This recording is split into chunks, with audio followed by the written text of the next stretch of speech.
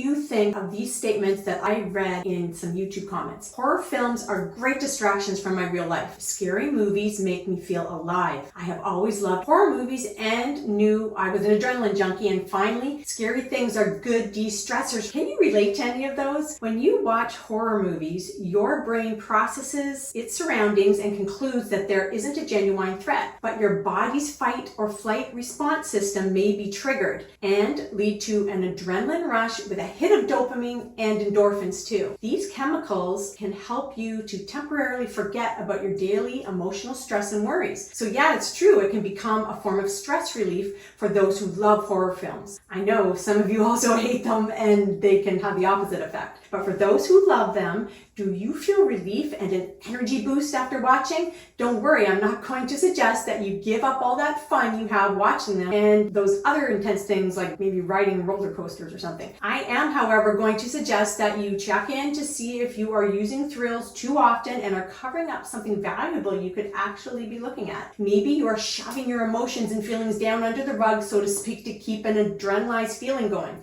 That way you don't have to check in with what might really want to be seen, heard, and felt in you. Pushing things down may be okay if it worked, but long term it doesn't. In fact, here are 3 things that the research has to say about it. Number 1, emotions carry valuable information that help you understand your needs, desires, and boundaries. So if you suppress them, you may miss out on the opportunity to learn and grow from your experience. Number 2, your awareness of unresolved issues actually lingers in the background and it can affect your well-being and decision-making, only to resurface later in even more challenging ways. And number 3, on a deeper level, you may feel inauthentic and disconnected because your true self is buried underneath. So if you can relate to those YouTube commenters who say things like, when I feel down, I like to watch scary movies to help me forget about the terror of life.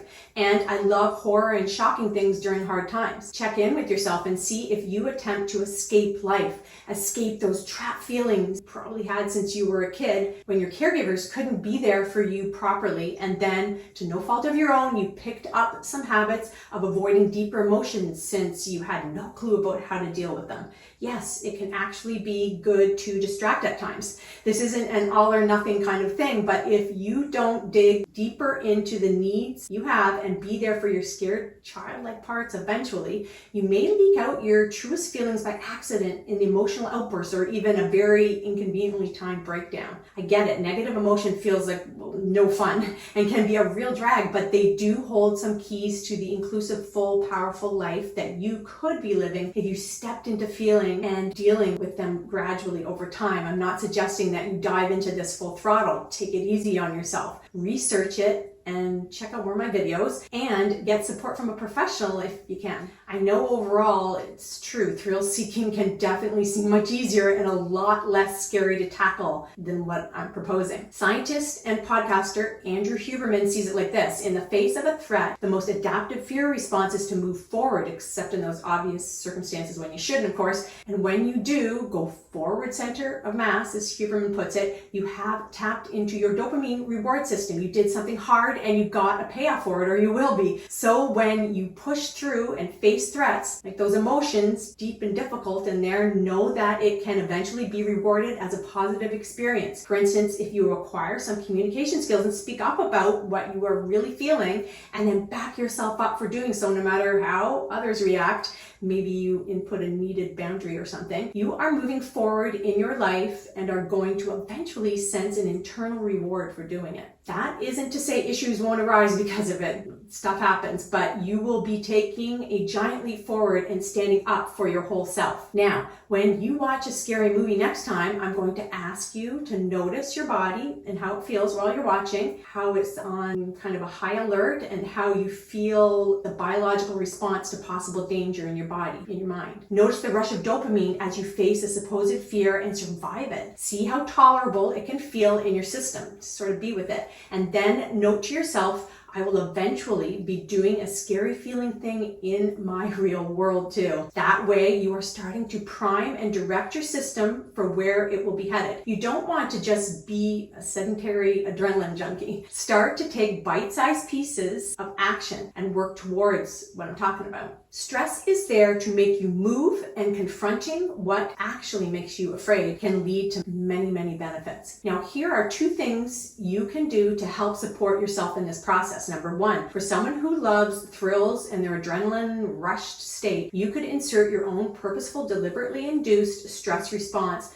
with breath work, like cyclic hyperventilation. It is a rapid breathing technique that involves quick, shallow breaths in a repeated pattern, like this.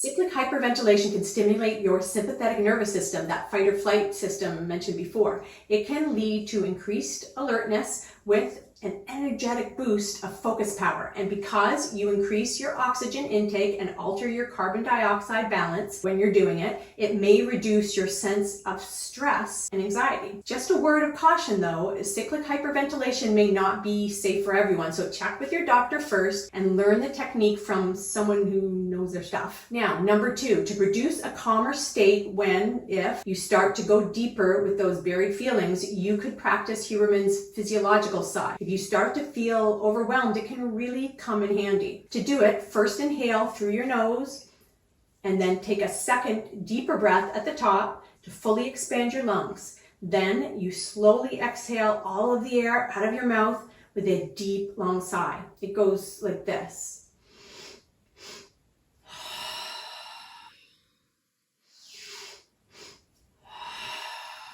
Maybe stop this video and try it right now. So, what if stress is actually not your enemy and is actually just there to signal you to move? It's kind of your friend. If you constantly avoid or suppress your feelings, you may find it more difficult to cope with future challenges. When you confront what makes you afraid, there can be such great reward in it. Ultimately, you can definitely still enjoy the surprise and excitement in your scary movies. Just don't forget to take on those deeper challenges as well. See you next time. Next, be sure to check out the supportive video I linked here. It will help you on your journey.